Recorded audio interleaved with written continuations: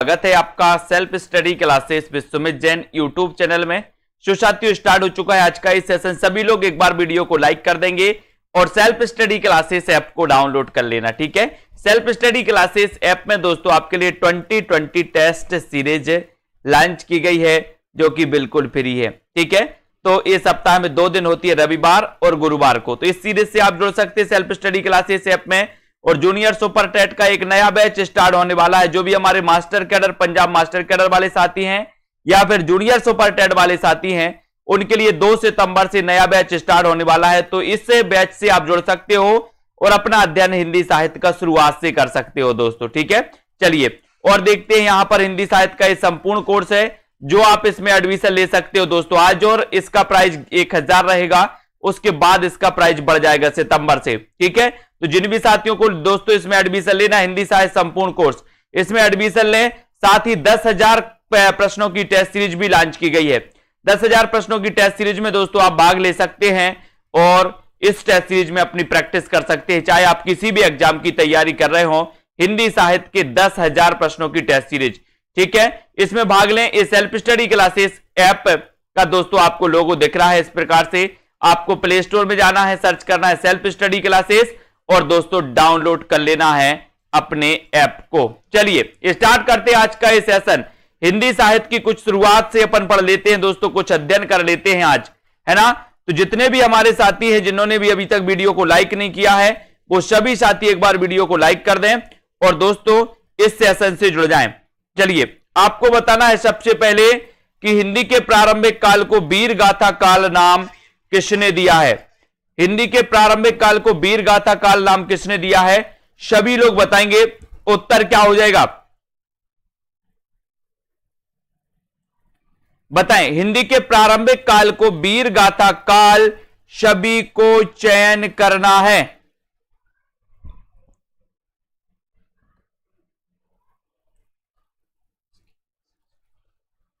वीर गाथा काल का नाम किसने, बताएं सभी लोग। हिंदी के प्रारंभिक काल को वीर गाथा काल, फटाफट से सभी लोग बताएंगे। और आपका बिल्कुल सही आंसर है। सर बोले सर ये तो कई बार पढ़ा है, रामचंद्र शुक्ल। सभी को सरल लगा होगा, वेरी गुड। लेकिन नेक्स्ट प्रश्न, रीतिकाल को अलंकृत काल किसने कहा। एक और क्वेश्चन, बहुत अच्छा, बताइए सभी लोगों को बताना। एक बार लाइक कर दीजिए। सभी साथी अपनी क्लासें अब स्टार्टिंग हो चुकी हैं और यथावत क्लासें दोस्तों अपनी चलेंगी। रक्षाबंधन सभी लोगों ने मना लिया अच्छे से, अब अपनी क्लासें बिल्कुल इसी प्रकार से चलेंगी। रीतिकाल को अलंकृत काल नाम किसने दिया, सभी को बताना है। उत्तर क्या हो जाएगा, है ना। ये हिंदी के प्रारंभिक काल को वीर गाथा काल पूछा था, तो वीर गाथा काल रामचंद्र शुक्ल ने और प्रारंभिक काल गणपति चंद्रगुप्त ने, प्रारंभिक काल, है ना। और रीतिकाल को अलंकृत काल नाम दिया दोस्तों किसने, अलंकृत काल। अलंकृत काल दिया किसने, मिश्र बंधु ने। यानी सी नंबर आपका बिल्कुल सही है। सभी लोगों ने आंसर सही बताया। पुरानी हिंदी नामकरण किसने किया दोस्तों, पुरानी हिंदी नामकरण किसने किया, सभी को आंसर बताना है। सभी लोग बताएं। और सभी साथी जो भी जीआईसी की तैयारी कर रहे हैं या जो भी साथी दोस्तों काय की कर रहे हैं, super TET, junior super TET की तैयारी कर रहे हैं, तैयारी में लग जाएं। और पंजाब मास्टर कैड वाले सभी साथी जिनको शुरुआत से अध्ययन करना है वो हिंदी साहित्य के संपूर्ण कोर्स में एडमिशन ले सकते हैं। जिनको दोस्तों मात्र मॉडल पेपर लेना है तो वो मॉडल पेपर में एडमिशन ले सकते हैं। पुरानी हिंदी नामकरण किसने किया, ये आपका क्वेश्चन। हजारी प्रसाद द्विवेदी ने, रामचंद्र शुक्ल ने, इंसाल्लाह खान ने या फिर चंद्रधर शर्मा गुलेरी ने। पुरानी हिंदी नामकरण किसने किया है और आपका बिल्कुल सही आंसर हो जाएगा, क्या हो जाएगा, चंद्रधर शर्मा गुलेरी ने। यानी डी नंबर आपका बिल्कुल सही है, वेरी गुड, बहुत बढ़िया। सौरभ वर्मा जी, आचार्य शुक्ल के अनुसार हिंदी साहित्य का आविर्भाव कब से माना जाता है, प्राकृत से, संस्कृत से, प्राकृत की अंतिम अपभ्रंश अवस्था से या फिर पाली से। आचार्य शुक्ल के अनुसार बताना है आपको। प्रश्न क्रमांक 4 का आंसर, आचार्य शुक्ल के अनुसार हिंदी साहित्य का आविर्भाव कब से माना जाता है। यह प्रश्न क्रमांक आपका 4 है और 4 का सभी लोग आंसर बताएंगे। लाइक जरूर कर दें सभी लोग एक बार। और सभी ने आंसर बता दिया है कि आचार्य शुक्ल के अनुसार हिंदी साहित्य का जो आविर्भाव माना जाता है वो प्राकृत की अंतिम अपभ्रंश अवस्था से माना जाता है। यानी कि आपका उत्तर विकल्प नंबर सी सही हो जाएगा।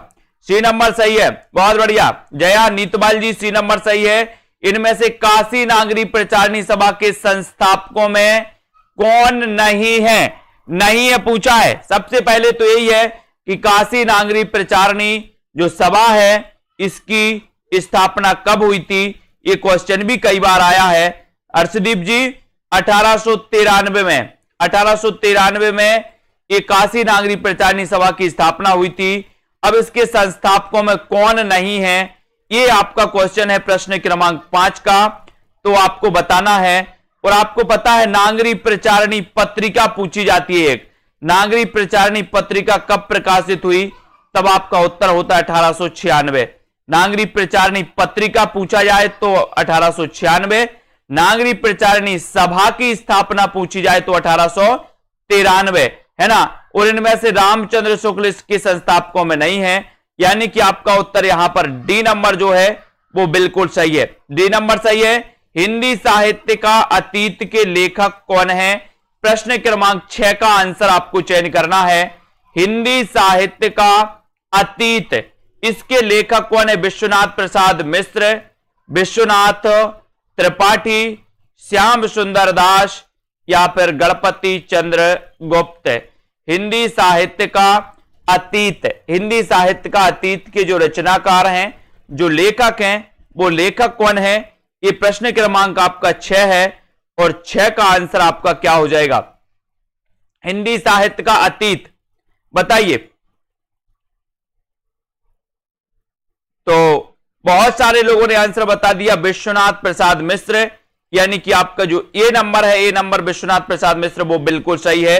एक जिन्होंने बताया उनका आंसर राइट आंसर है वेरी गुड। भाषा काव्य संग्रह किसकी कृति मानी जाती है? भाषा काव्य संग्रह ये कृति किसकी मानी जाती है? महेश दत्त शुक्ल की, रामचंद्र शुक्ल की, देवी दत्त शुक्ल की या फिर श्याम बिहारी मिश्र की?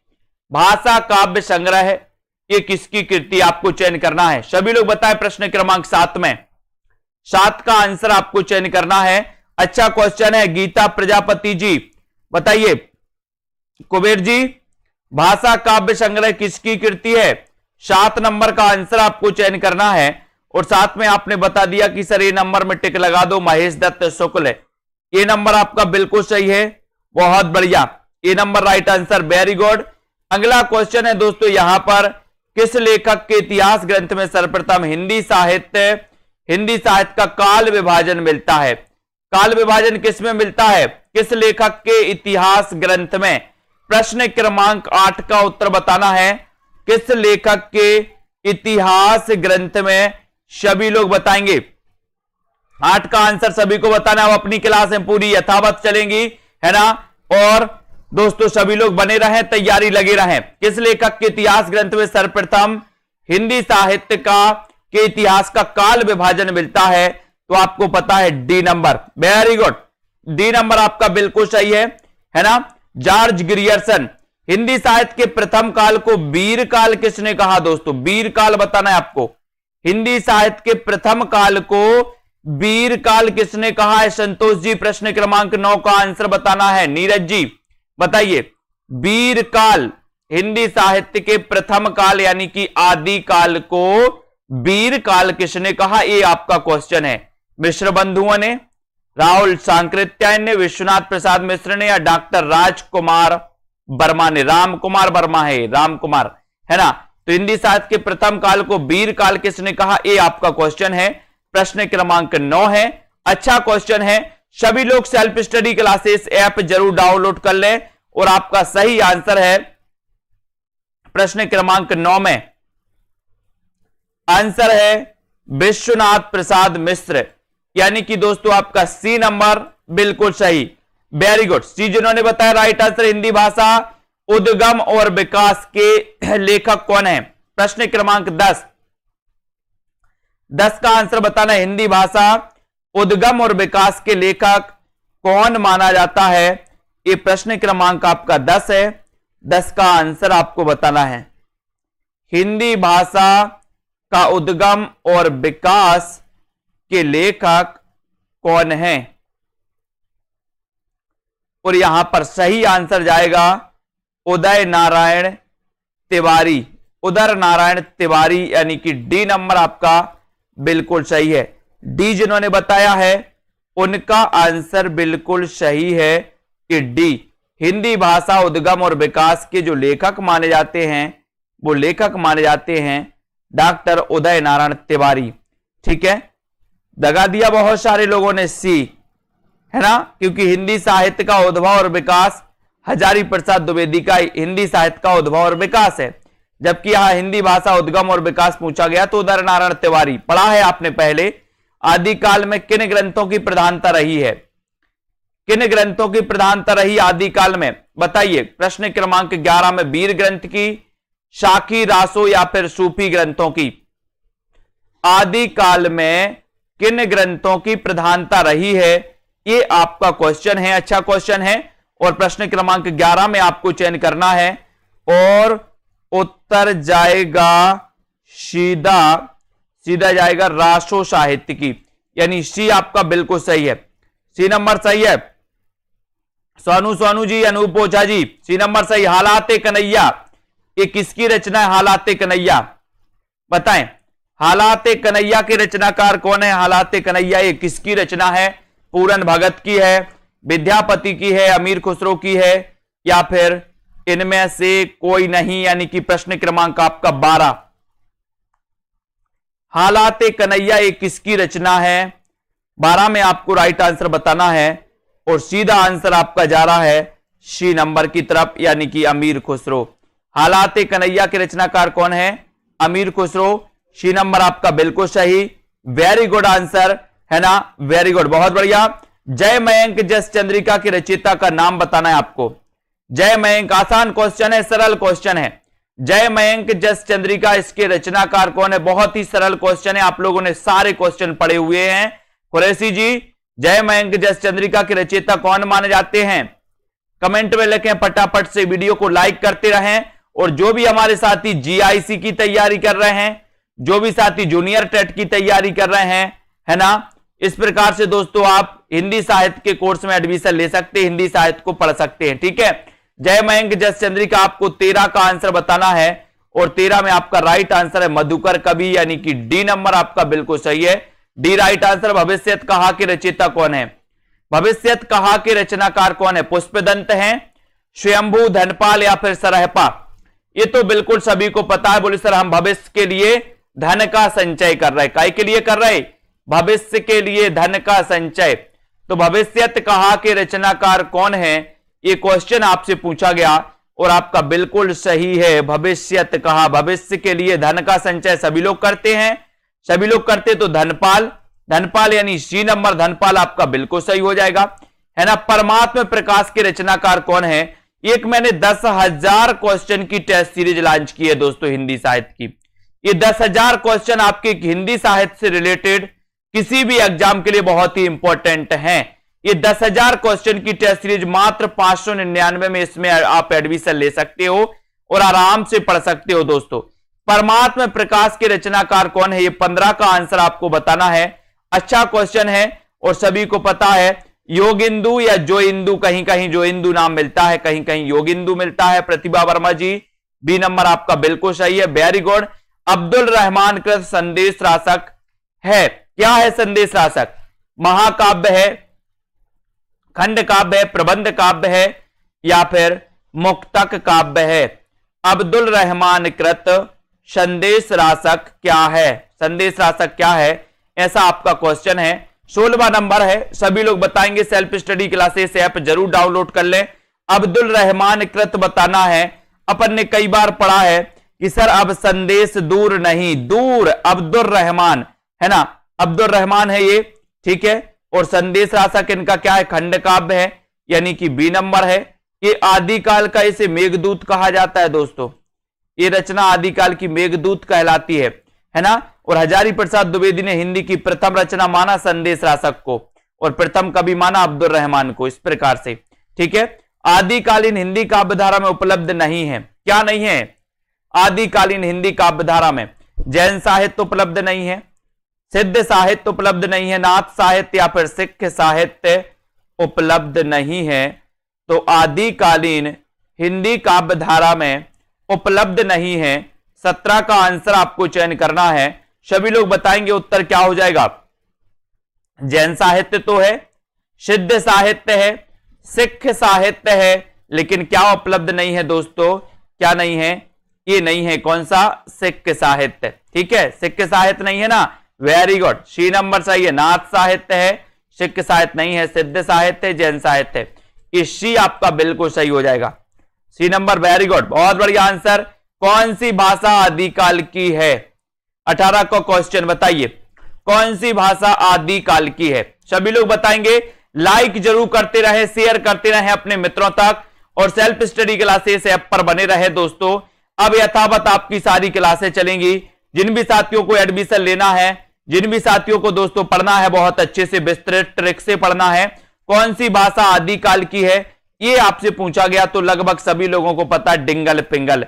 डिंगल पिंगल सी नंबर सही है। 11वीं शताब्दी में रचित लोक भाषा काव्य है। लोक भाषा काव्य आपको बताना है कौन सा है। प्रश्न क्रमांक 19 11वीं शताब्दी का बताना है, और प्रश्न क्रमांक 19 में सभी लोग चयन करेंगे। सेल्फ स्टडी क्लासेस ऐप जरूर डाउनलोड कर लें, जो भी हमारे नए साथी हैं, है ना। श्यामधन नौटियाल जी बताइए, 11वीं शताब्दी में रचित लोक भाषा काव्य कौन सा है? 19 का आंसर बताना है आपको, और 19 में आपका सही आंसर हो जाएगा कि सर 11वीं शताब्दी में रचित लोक भाषा काव्य अगर आप पूछोगे तो उत्तर लगा देना ढोला मारूरा दूहा, यानी कि डी नंबर आपका बिल्कुल सही है। और ढोला मारूरा दूहा की अगर बात आती है तो ये ढोला मारूरा दूहा के रचनाकार कौन है, इसका आंसर भी आपको ही बताना है। ढोला मारूरा दूहा के रचनाकार कौन है, सभी लोग बताएं। समग्र भक्तिकालीन काव्य पर कौन सी विशेषता लागू होती है? समग्र भक्तिकालीन काव्य पर कौन सी विशेषता लागू होती है? प्रश्न क्रमांक 20 का आंसर आपको चयन करना है। कल से आपके बहुत थोड़ा सा कठिन प्रश्न आएंगे, तैयारी करके आना। अवतार में विश्वास, जाति प्रथा का निषेध, अहंकार का त्याग, या फिर ईश्वरीय लाल गायन। प्रश्न क्रमांक 20 में समग्र भक्तिकालीन काव्य पर कौन सी विशेषता लागू होती है, ये आपका क्वेश्चन है ना। और यहां पर आपका 20 का क्वेश्चन है, तो सभी लोगों को लगभग पता है कि सर समग्र भक्तिकालीन पर अहंकार का त्याग, यानी कि सी नंबर आपका बिल्कुल सही है। ठीक है, very good answer, C number सही है। और ऐसे कितने साथी हैं जो पंजाब मास्टर कैडर की तैयारी कर रहे हैं दोस्तों, है ना। वो सभी साथी पंजाब मास्टर कैडर का मॉडल पेपर लॉन्च हो चुका है, वो कर सकते हैं। और जिनको पंजाब मास्टर कैडर की शुरुआत से पढ़ना है, उनका बैच शुरुआत से हो रहा है 2 सितंबर से चालू, है ना। जिनको दोस्तों जूनियर टेट की तैयारी करना है, वो सभी साथी एडमिशन ले हिंदी साहित्य के संपूर्ण कोर्स में। अभी अच्छा मौका है। ज्ञान बोध के रचनाकार आपको 21 का बताना है, और सीधा आंसर आपका हो जाएगा यहां पर बी नंबर, यानी कि मलूक दास। ज्ञान बोध के रचनाकार कौन है दोस्तों? मलूक दास। ठीक है, B number, very good answer. Braj Kokil के नाम से कौन प्रसिद्ध है? ब्रज कोकिल के नाम से कौन प्रसिद्ध है, वो सभी लोग बताएंगे। ब्रज कोकिल के नाम से कौन प्रसिद्ध है? प्रश्न क्रमांक आपका 22 है। 22 का आंसर आपको चयन करना है। ये क्वेश्चन कई बार आया, ब्रज कोकिल के नाम से कौन प्रसिद्ध है? ब्रज कोकिल के नाम से, ये सभी लोग बताएंगे।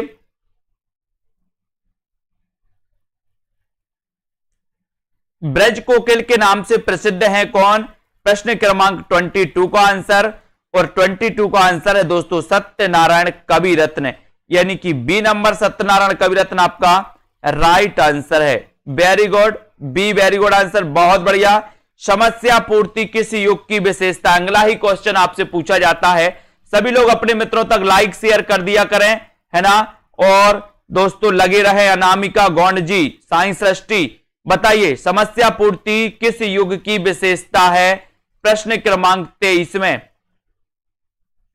और समस्या पूर्ति आपने बता दी है कि सर ये जो समस्या पूर्ति आपने पूछा है, ये है भारतेंदु युग की क्या विशेषता, यानी कि आपका जो ये नंबर है भारतेंदु युग की विशेषता, ये बिल्कुल सही है। ये नंबर आपका बिल्कुल राइट आंसर है।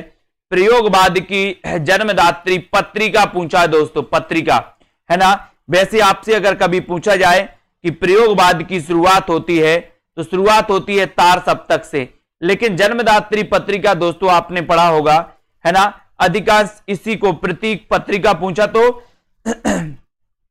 यहां पर आपका राइट आंसर बी होना चाहिए, प्रतीक पत्रिका। ठीक है, इसको याद रखेंगे। वैसे आपको पता है कि प्रयोगवाद का प्रारंभ होता है तार सप्तक से, है ना, तो इसको सभी लोग याद रख लेना, तार सप्तक से। और राम कुमार जी यहां फास्ट नहीं चलता है ना, बिल्कुल फास्ट का टाइम का महत्व ऐसे ही चलता, आपको टाइम है, आप फटाफट पढ़ लीजिए, पुस्तक है।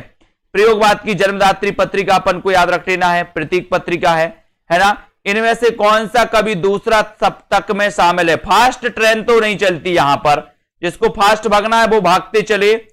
कौन सा कभी दूसरा सप्तक में सम्मिलित नहीं था? बताइए, कौन सा कभी दूसरे सप्तक में सम्मिलित नहीं था? ये आपको बताना है, सभी लोग बताएंगे। हां,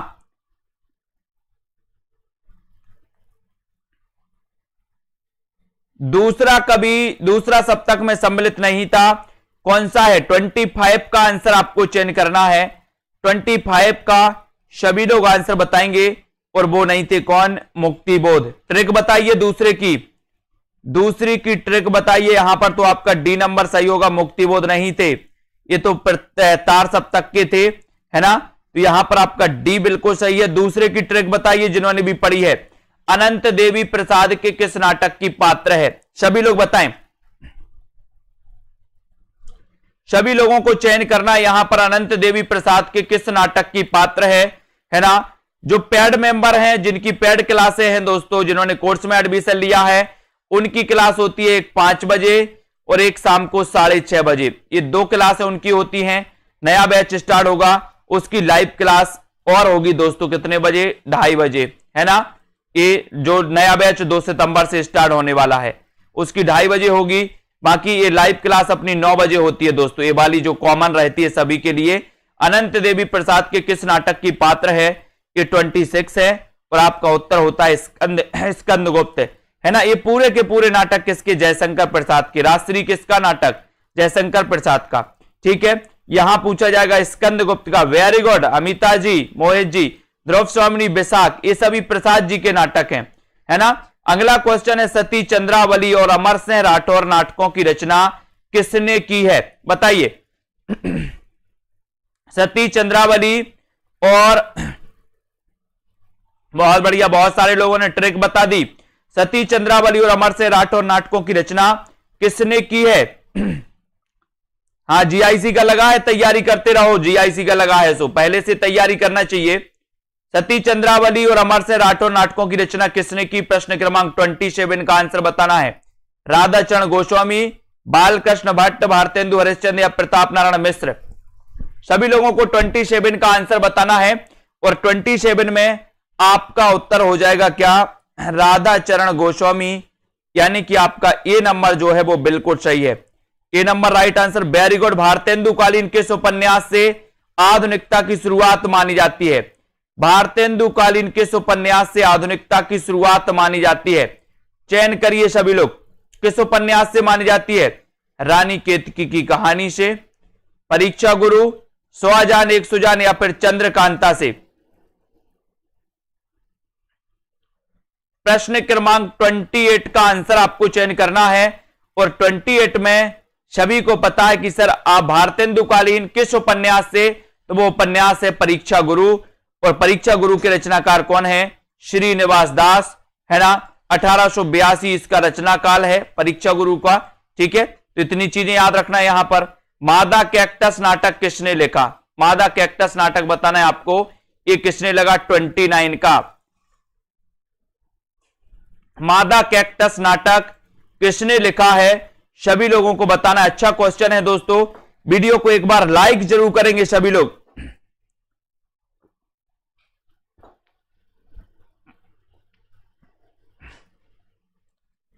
मादा कैक्टस यानी कि 29 का आंसर बताना है आपको।